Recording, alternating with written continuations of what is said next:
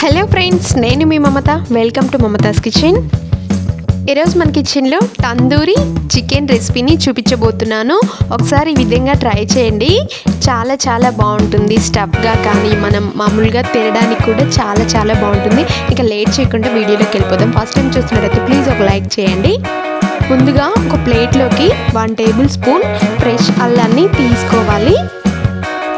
అలాగే 1 tablespoon garam masala, 1 tablespoon ధనియాల powder, 1 tablespoon కారం, 1 tablespoon salt, 1/2 tablespoon మెంతు powder, 1/2 tablespoon jeera powder. ఇవన్నీ తీసుకొని స్పైసెస్ అన్నీ కూడా పక్కన పెట్టుకోవాలి. ఇప్పుడు వీటిని పెరుగు ఒక 1/2 కప్పు వరకు ఫ్రెష్ కర్డ్ తీసుకొని పక్కన పెట్టుకోవాలి. ఇప్పుడు ఒక మిక్సింగ్ బౌల్ తీసుకొని ఇందులోకి మనం తెచ్చుకున్న చికెన్ పీసెస్ అన్నీ ఉంటాయి కదా. ఇలా లెగ్ పీసెస్ అయితే కనుక వీటికి ఘాట్లు పెట్టుకొని ఇందులో బౌల్లో వేసుకోవాలి. ఇప్పుడు మనం తీసుకున్న ఇంగ్రీడియంట్స్ స్పైసెస్ అన్నీ ఉన్నాయి కదా, ఉప్పు, కారం, ధనియాల పౌడర్, అల్లం, సాల్ట్, జీరా పౌడర్, ఇవన్నీ కూడా వేసుకోవాలి. ఇందులో ఇవన్నీ వేసిన తర్వాత కర్డ్ తీసుకున్నాం కదా, ఆ కర్డ్ కూడా వేసి బాగా కలుపుకోవాలండి. స్పైసెస్ అన్నీ కూడా ఈ పీసెస్కి పట్టేలాగా చాలా బాగా కలుపుకోవాలి. ఒకసారి సాల్ట్ అండ్ కారం ఒక్కసారి టేస్ట్ చేసి ఇంకేమైనా పడుతుందో లేదో చెక్ చేసుకొని ఇంకొంచెం కావాలంటే వేసుకోవాలి.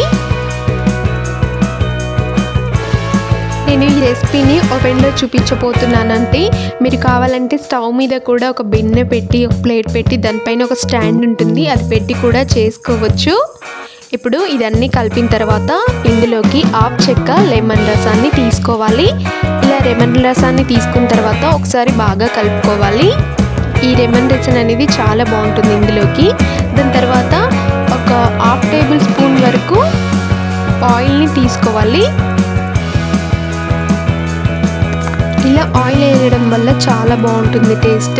స్కిప్ చేయకుండా ఆయిల్ని 1/2 టేబుల్ స్పూన్ వేసుకొని ఈ ఆయిల్ అంతా కూడా పీసెస్కి పట్టేలాగా బాగా కలుపుకోవాలి. ఎప్పుడు చికెన్ కర్రీనే కాకుండా ఒకసారి ఇలా కూడా ట్రై చేయండి, చాలా బాగుంటుంది. ఇప్పుడు అన్నీ కలిపిన తర్వాత ఒక తడి క్లాత్ని ఈ విధంగా కప్పుకోవాలి. లోపలికి సహా ఈ విధంగా అద్దినట్టుగా అంటూ చుట్టూ కూడా గాలి అనేది ఎక్కడా పోకుండా ఈ విధంగా ఫుల్గా కవర్ చేసేయాలి. ఈ విధంగా కవర్ చేసిన తర్వాత మనము డీప్ ఫ్రిడ్జ్లో పెట్టుకోవాలి. దాదాపు 1 అవర్ వరకు, 1/2 అవర్ లేదా 1 అవర్ పెడితే ఇంకా మంచిగా ఉంటుంది. సో 1 అవర్ వరకు ఇందులో పెట్టేసి పక్కకు ఉంచాలి.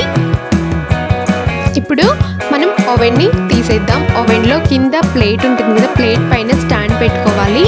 మనకి స్టాండ్లు కూడా చిన్నవి పెద్దవి ఉంటాయి. మన పీసెస్కి తగ్గట్టు మనకు కావాల్సిన స్టాండ్ని తీసుకోవాలి. అందులో ఇక్కడ నేను కొంచెం పెద్ద సైజ్ స్టాండ్ని తీసుకున్నాను. దాంట్లోకి నేను తీసుకున్న చికెన్ పీసెస్ అన్నిటిని కూడా ఈ విధంగా పేరుస్తున్నాను. ఇన్కేస్ చిన్నది అయితే కనుక, చిన్న పీసెస్ అయితే ఇంకొంచెం చిన్నది తీసుకున్నట్లయితే దాని కింద పడకుండా ఉంటుంది. సో ఇవన్నీ కూడా పేర్చిన తర్వాత మనము ఓవెన్లో పెట్టుకోవడమే.